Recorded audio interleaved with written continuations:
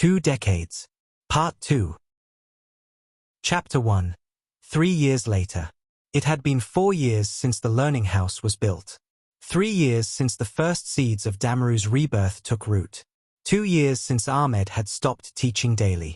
And just 1 year since strangers began to visit the village with notebooks in hand, saying, "We heard of a man who came home with nothing and built everything." Ahmed never liked the attention. He still walked barefoot around the edge of the garden, still fetched his own water, still sat under the neem tree when his heart was too full. But Damaru was changing. The learning house now had 5 rooms, a small dormitory for distant students, and most surprisingly, a solar panel, gifted by a teacher from Fanasa who visited and refused to leave. Isatu now led the learning program. Abdul, once unsure and silent, had become a quiet force. He organized the farming group, led village cleanup days, and trained the boys not just in work, but in patience. But change brings noise. Some villagers, those who once ignored Ahmed, now whispered about how much power he had. Some said, "This is not a school. It's a cult." Others murmured, "He teaches more than reading. He teaches rebellion." Ahmed heard it all. He never answered. But in the stillness of night, as he sat alone in his old one-room home, he wrote in his journal, "When a man plants a tree, the shade may not belong to him. But when others rest beneath it, they often forget who dug the first hole." The season had shifted now. The dry Harmattan winds had left long ago, and now the rains came gently, not in storms, but in soft, steady rhythms that soaked the earth without flooding it. Morning mist still clung to the rooftops, and the air smelled of wet soil and distant firewood. Children ran barefoot through puddles, and the mango trees near the learning house had begun to bear fruit again. Insects hummed in the grass. Birds called to each other from the treetops. It was the kind of weather that didn't just water the ground, it quieted the spirit. Then one day, a letter arrived. It was not signed. No sender. No stamp. Just a folded paper, slipped under the door of the learning house.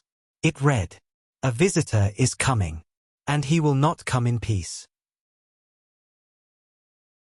Chapter 2. The Visitor. The morning after the letter arrived, the sky was grey, not with rain, but with a strange stillness. No birds sang. No wind moved. Even the trees seemed unsure. Ahmed read the note again under the neem tree. Its words were simple, but heavy. "A visitor is coming, and he will not come in peace." He said nothing, just folded the paper and tucked it into the small pocket of his shirt. Then, he rose and walked toward the edge of Damaru, past the gardens, past the small water station Abdul and the boys had built, and stood watching the dusty road that led into the hills. Nothing yet, but something was coming. He could feel it in the way the air held its breath. Later that afternoon, a motorbike appeared on the horizon. It kicked up dust as it sped toward the village, carrying a man in a stiff white shirt and dark glasses. He wore polished shoes and rode like someone who didn't belong to the road. He didn't stop at the welcome tree, didn't greet anyone. He went straight to the learning house, dismounted, and stood at the door like he owned the silence. "Is the founder here?" he asked. Isatu stepped forward, calm as always. "Do you have a name?" "Call me Inspector Baresa," he said. "I've come on behalf of a regional committee. We've received complaints about this establishment." Isatu blinked once.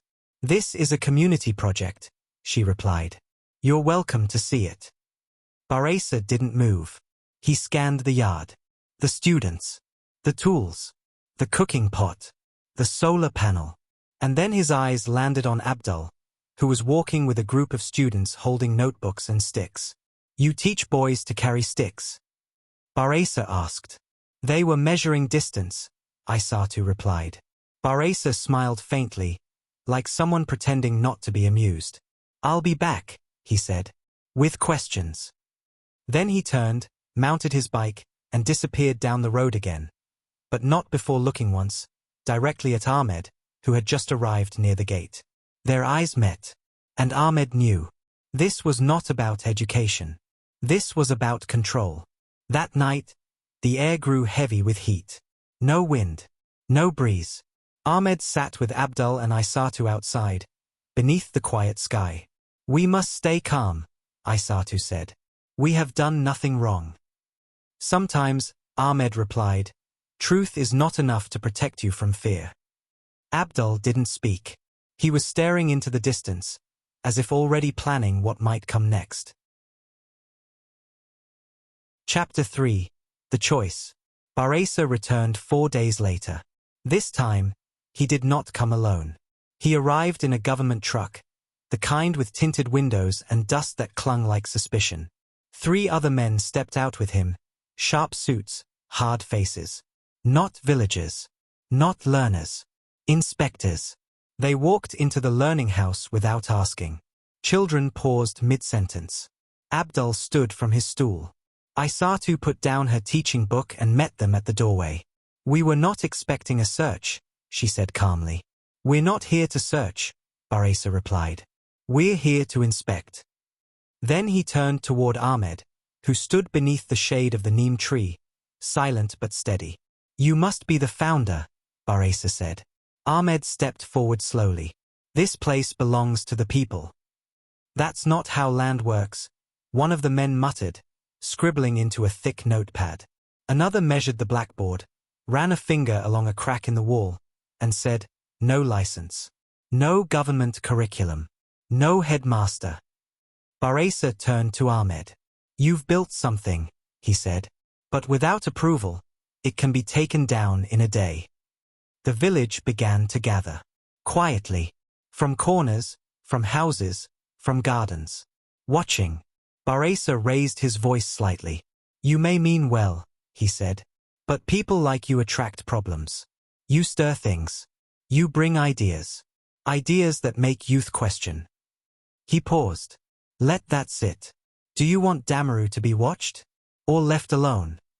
Ahmed looked at the faces around him. Abdul. Isatu. The students. The elders. The ones who had once doubted him, now standing beside him. Then he spoke, softly, but clear. "You fear questions. But we teach them because the world will ask harder ones. If you silence us, we will not shout. But we will remember." Baresa narrowed his eyes. He turned to his men. "Shut it down," he said. "Temporarily. Until we review this further." That evening, the chalkboards were removed. The solar panel disconnected. No lessons were allowed. But Ahmed didn't cry. He sat in the dirt with the children and told a story, not from a book, but from his life. "Once," he said, "I was lost in a city where no one knew my name.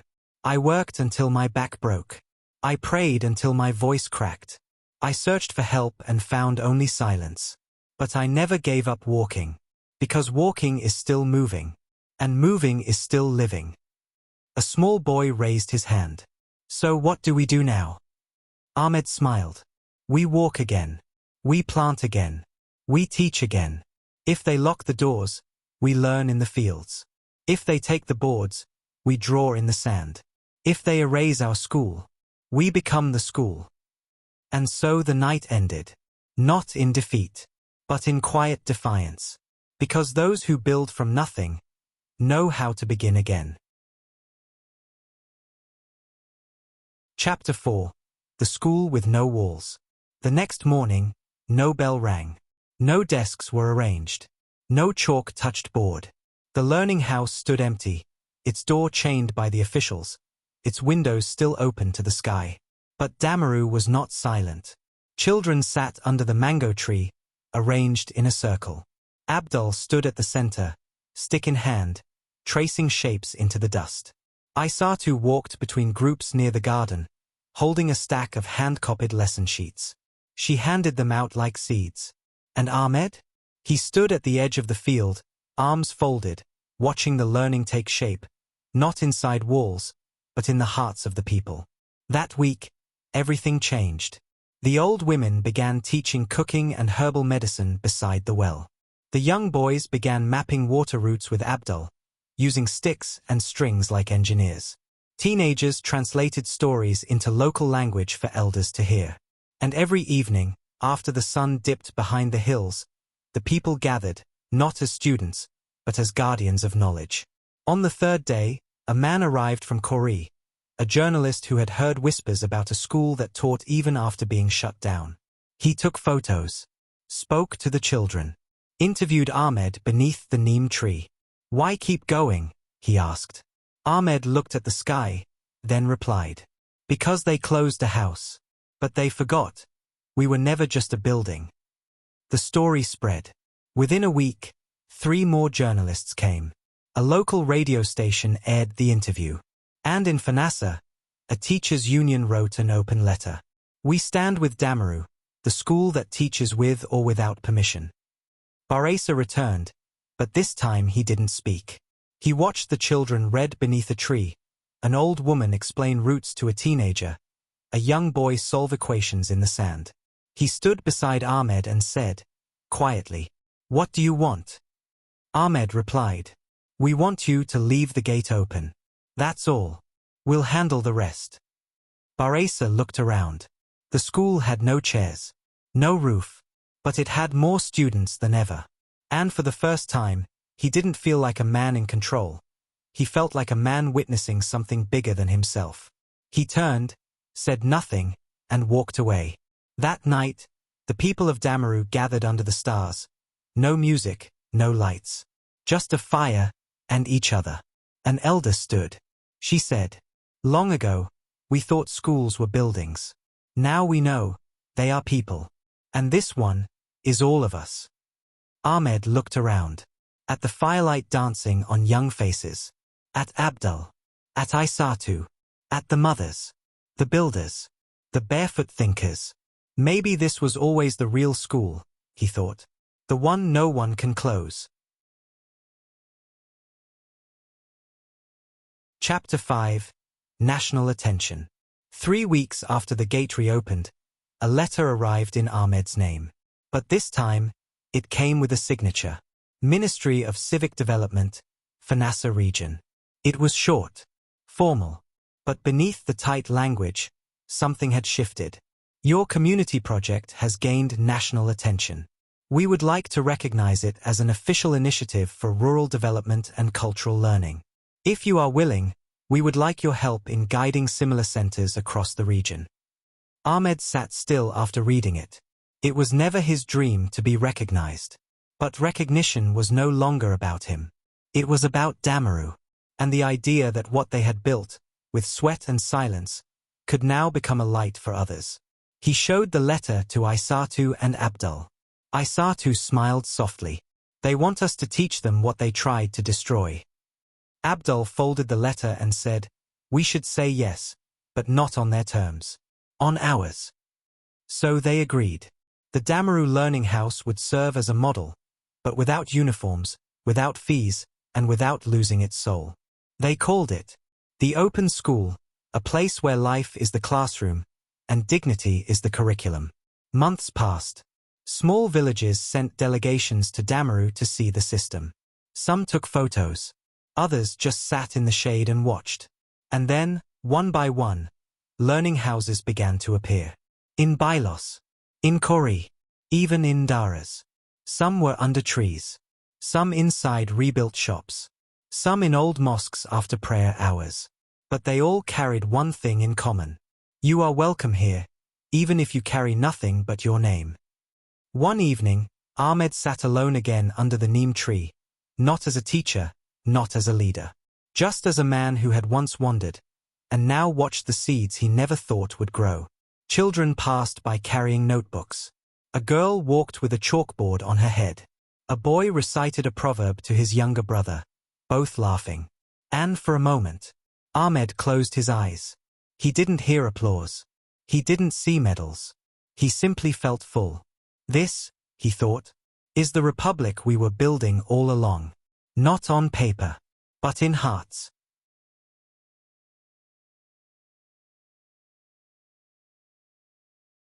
Chapter 6. The Man Who Carried Light. There came a day when Ahmed no longer needed to teach. The learning house was full of voices not his.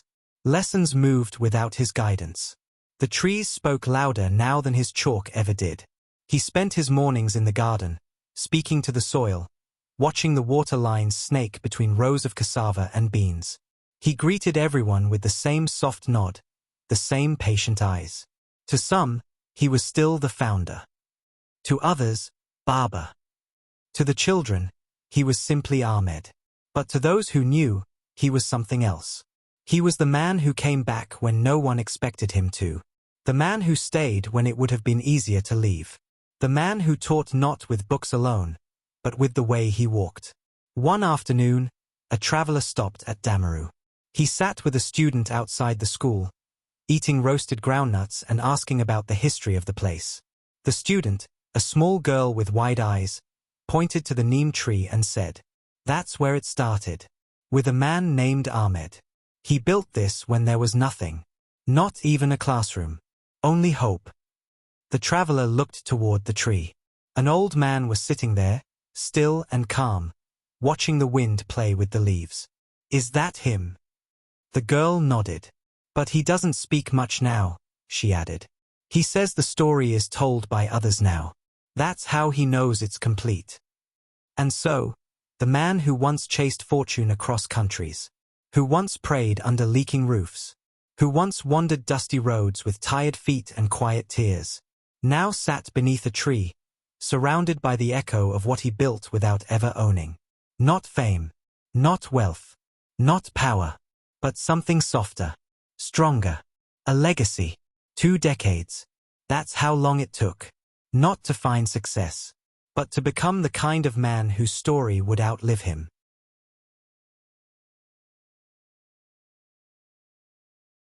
Chapter 7. The Letter That Waited. It was early morning in Damaru, and the sky was still soft with mist. The learning house breathed with quiet energy.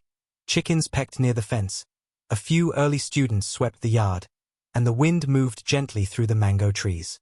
Ahmed was not under the neem tree. He had begun rising earlier, but moving slower. His hair was more silver now, his steps more measured, not from weakness, but from the weight of knowing. On this morning, as he brewed tea near his window, Isatu arrived with a letter. "It came by hand," she said. "No stamp, no name, just this." Ahmed took it. The envelope was old, not yellow from age, but from journey. Worn edges, softened corners. It had waited. He opened it slowly. Inside, a single sentence. "The work you began is still alive, but not where you left it." There was no signature, but Ahmed knew the writing. Ibrahim Suleiman. He said nothing to Isatu, only folded the paper carefully and placed it in the breast pocket of his shirt. Later that day, he called Abdul and Isatu to the neem tree. "I may need to leave," he said. "For how long?" Abdul asked. "I don't know," Ahmed replied. "What's in the letter?" Isatu asked. Ahmed looked at them both, the students who had become his equals. An invitation, or a warning, maybe both. That evening, as the stars blinked open above Damaru, Ahmed packed his small bag. Not with clothes. Just a worn journal, a folded map, and the old wooden flame from Raya. He left no speech behind. Just a message carved into the wood of the neem tree. "The flame is yours now. Don't protect it. Feed it." And then he walked, again, into the unknown. Chapter 8. The Dust Remembers. Ahmed walked for 2 days. Not because the journey was far, but because he moved slowly, stopping often to read the land like an old book. He passed through Karina, a village he once visited in silence. The children there had grown. A girl he once taught under a mango tree now taught her own students in a shaded corner of the village mosque. She saw him from afar. "Uncle Ahmed," she called, smiling wide. Ahmed smiled gently. "You remembered me." She laughed. "We don't forget the man who taught us numbers in the dust." He stayed only for tea. She asked him to speak to her students, but he declined. "I'm just passing through," he said, "looking for something I left behind." On the 3rd day, he arrived in Kawa, a quiet settlement near the northern hills. It had no fame, no news, no name in government files. But it had whispers, whispers that a strange school had appeared there, run by no one official, led by no one famous. Just a circle of young people, teaching, building, sharing, asking questions. Ahmed sat in the back of the gathering. There were no desks, no uniforms, no speeches. A girl explained crop rotation using a painted stone. A boy read a story aloud, not in English or French, but in the local tongue.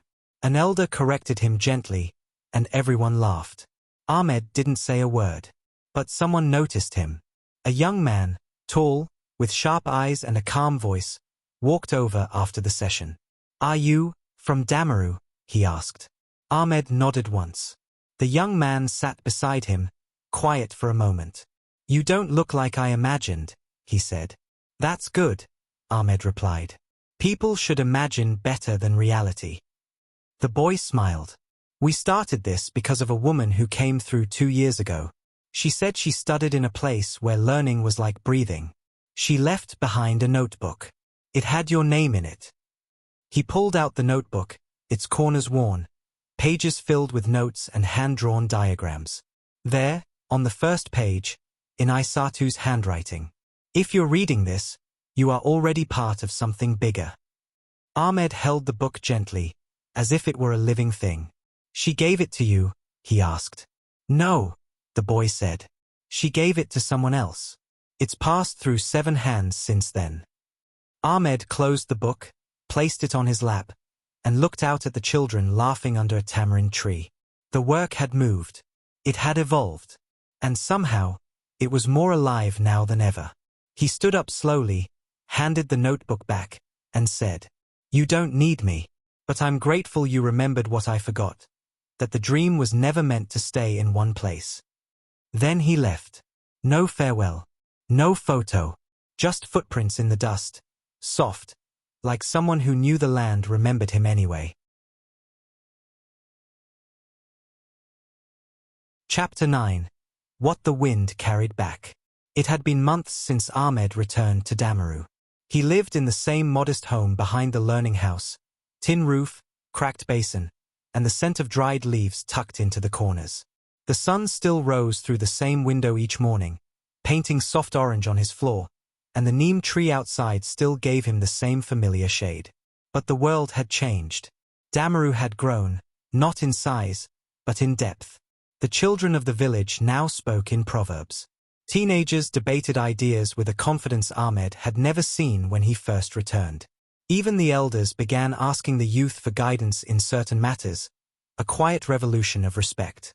Abdul now oversaw 3 new learning circles in nearby villages. He returned home only once a week, usually with stories and sometimes new books stacked under his arms. Isatu had become a voice beyond Damaru. She gave talks in nearby towns, wrote letters to other rural centers, and had once even been invited to speak on the radio, though she turned it down with a laugh, saying, "I speak best with my feet in the dust." And Ahmed? Ahmed simply was. No longer needed at the front. No longer the voice they waited for. He had become the ground beneath them, unseen, but always present. He tended the garden. He mended torn books. He greeted every learner by name. And when he spoke, it was like listening to the wind talk to the leaves. Low, soft, and worth pausing for. One afternoon, as the sun dropped low and the wind shifted from warm to cool, a figure approached from the road. A teenage boy, slim, dusty, riding a squeaky bicycle.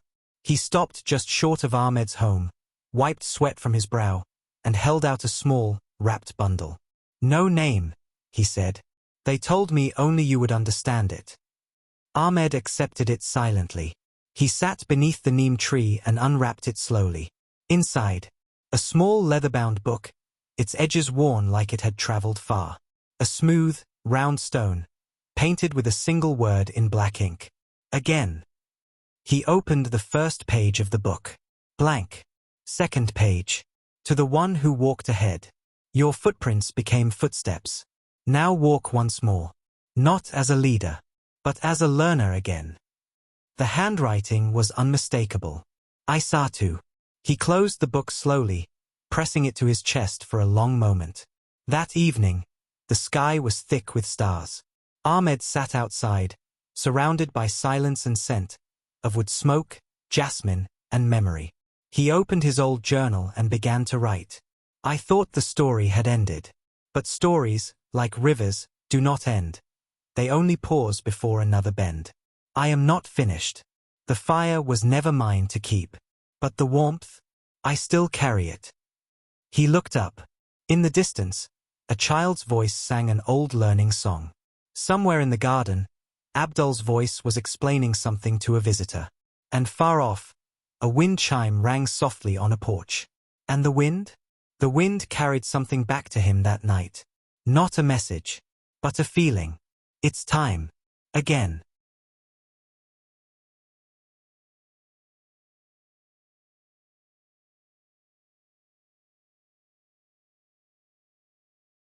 Chapter 10. The Letter and the Silence. The days that followed were slow, but not empty. Ahmed began waking earlier than before. He would walk barefoot through the garden at sunrise, touching the dew-covered leaves, whispering names of each plant to himself like a soft prayer. Children still came to him, but now with different questions. Baba Ahmed, how do you make a home feel safe? How do I know what to become? Why do I feel afraid when I speak in front of others? Ahmed never rushed his answers. Sometimes he answered with stories. Other times, with silence. And somehow, they understood either way. Then one day, a visitor arrived. Not a child. Not a villager. Not someone from Fanassa. This visitor wore a long robe, eyes weary from the road.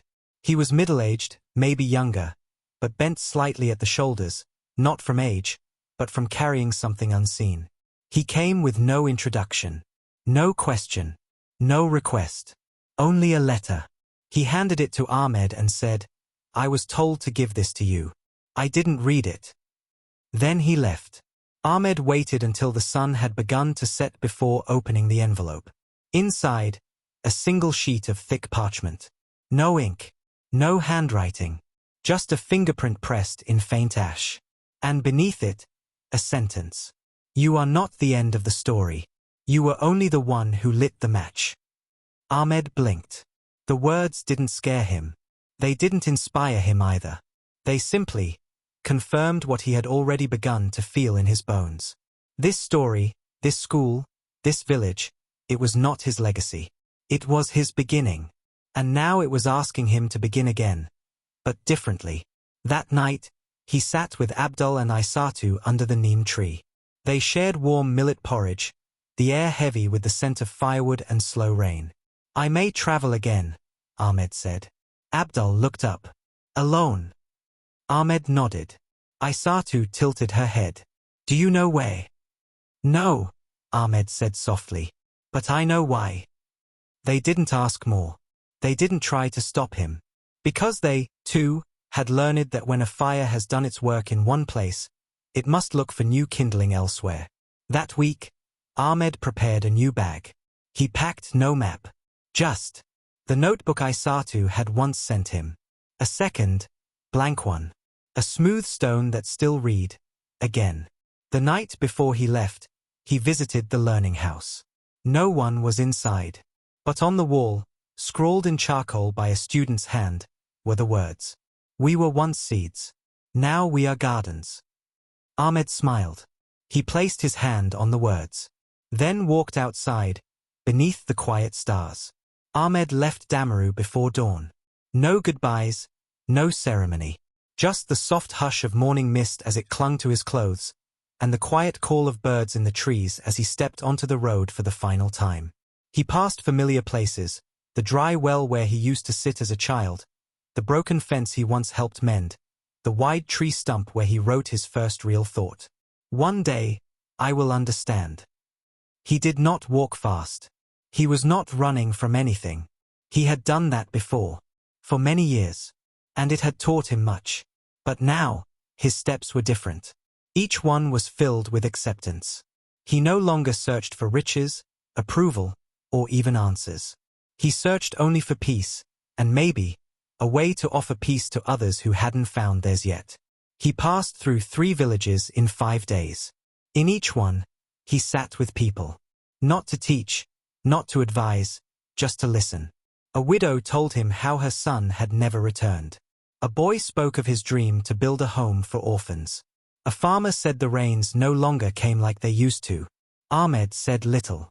But to each one, he gave a simple truth. Your life matters, even if the world hasn't told you that yet.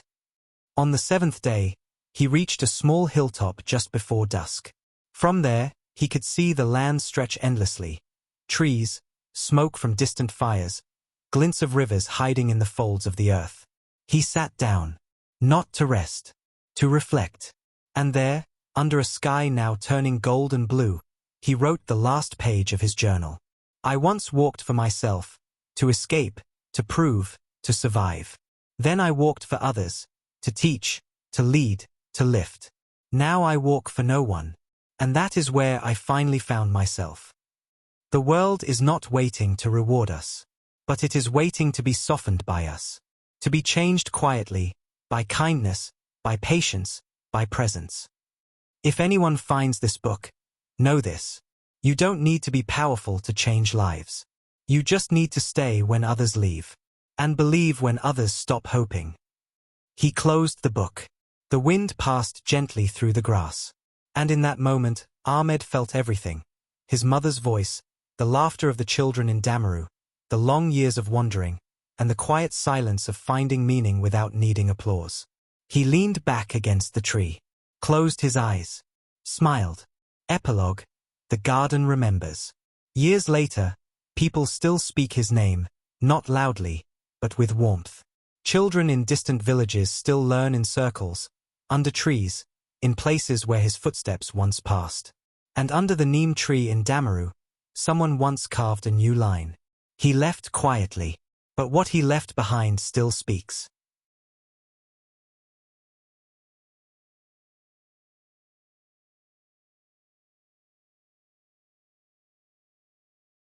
Closing message to the listener. Dear listener, thank you, truly, for walking this journey with us. 2 decades is more than a story. It is a mirror of struggle, patience, and quiet victory. If it touched something inside you, then the story has done its work. This was not just about Ahmed. It was about all of us, those who fall, rise, give, return, and still carry hope. There are more stories to come, more lessons, more laughter, more healing. So stay with us. If this book moved you, share it with someone who needs it. And keep your eyes open, because the next journey may already be on its way. Until then, walk gently, dream honestly, and remember, you, too, are part of the story. With gratitude. From the creator of 2 decades, Ahmed Khan.